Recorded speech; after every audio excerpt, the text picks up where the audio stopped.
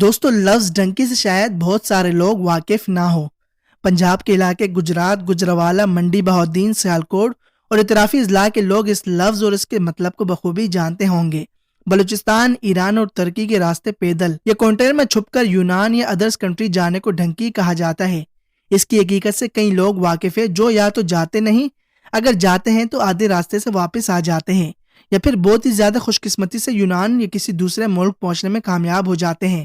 پنجاب میں نوجوان تقریباً 10 لاکھ کے قریب روپے ایجنٹ کو دے کر اپنی زندگی کو خیر آباد کہہ کر موت کا سودا کر کے اپنی زندگی کا آخری سفر شروع کرتے ہیں۔ ان تمام نوجوانوں کو پنجاب سے کراچی رحیم یار خان لایا جاتا ہے اور پھر یہاں سے ان نوجوانوں کا اذیت ناک سفر کی کہانی شروع ہو جاتی ہے۔ ڈنکی کراچی کے راستے سے بھی لگائی جاتی ہے۔ یہ بلوچستان یعنی کوئٹہ کے علاقے سے بھی لگائی جاتی ہے، کیونکہ بلوچستان کے کیپٹل کوئٹہ ایک ایسا شہر ہے جہاں سے بارڈر پار کرانے کے بے شمار راستے ہیں۔ کوئٹہ سے بے شمار چیزوں کی اسمگلنگ بھی ہوتی ہے، جیسے ایرانی ڈیزل، پیٹرول، چھالیاں وغیرہ وغیرہ۔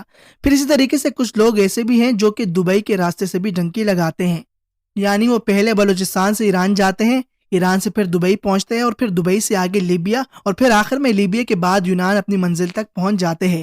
یعنی مختلف راستوں سے مختلف طریقوں سے ڈنکی لگائی جاتی ہے۔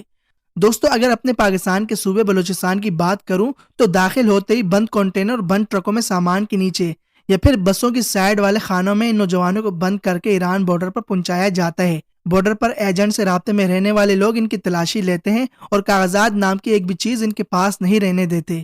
یہی لوگ ان نوجوانوں کو بارڈر پار کرواتے ہیں، جس کے بعد پیدل یا چھوٹی گاڑیوں کے ذریعے ایران سے ترکی کے بارڈر پر پہنچایا جاتا ہے۔ بھوک پیاس تو کبھی ایران فوج کی وجہ سے اکثر نوجوان جان کی بازی ہار جاتے ہیں۔ خوش قسمتی سے جو لوگ بچ جاتے ہیں وہ ترکی پہنچ کر بند کنٹینر کے ذریعے اگلے بارڈر پر پہنچائے جاتے ہیں۔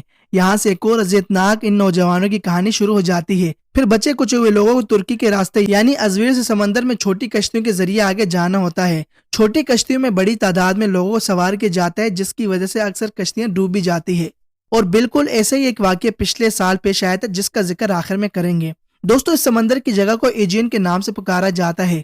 اس ایجین والے حصے میں کئی کلومیٹر تک کا سفر تیر کر بھی پار کروایا جاتا ہے۔ دونوں ملکوں کی فوجوں میں سے کوئی بھی شخص کسی بھی فوجی کی نظر میں آ جائے تو فوراً نشانہ بن سکتے ہیں۔ اگر ڈنکی لگانے والے نوجوان پانی اور فوجیوں یعنی دونوں سے بچ اور یونان کے کسی قصبے میں پہنچنے میں کامیاب ہو گئے تو ایک بار پھر بند کنٹینر یا چھوٹی گاڑیوں میں بٹھا کر اوپر سامان لوڈ کر کے آگے روانہ کر دیا جاتا ہے۔ اگر یہاں بھی خوش قسمتی ہوئی اور زندگی باقی رہی تو ایتم پہنچ جاتے ہیں۔ یہ ہے ڈنکی لگانے والوں کا پورا عمل۔ اب اس پورے سفر میں زندگی بچ جانے کے چانسز 1% اور زندگی گنوا دینے کے چانسز 99% ہوتا ہے۔ گجرات، گجروالا، سیالکوٹ سے تقریباً ہر سال کئی ہزار نوجوان اس راستے سے یورپ پہنچنے کی کوشش کرتے ہیں اور چند ہی لوگ یونان یعنی یورپ کنٹری پہنچ پاتے ہیں۔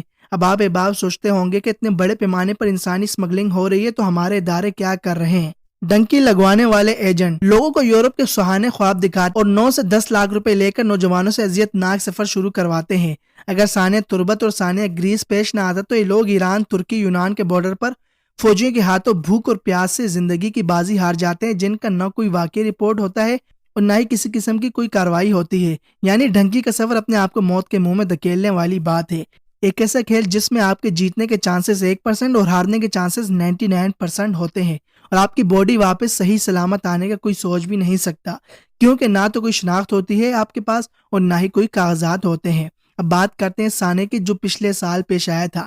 اس کشتی کے اندر اتنے لوگوں کی جگہ نہیں تھی جتنے لوگ اس پر سوار کر دیے گئے تھے، لیکن ظاہر ہے اتنی زیادہ کی تعداد میں جو لوگ تھے تو یونانی فورس کی جانب سے جو رسیاں پھینک کر جھٹکا دیا گیا تھا اس کی وجہ سے یہ کشتی ڈوب گئی اور یہ سارے کے سارے لوگ اپنی زندگی کی بازی ہار گئے۔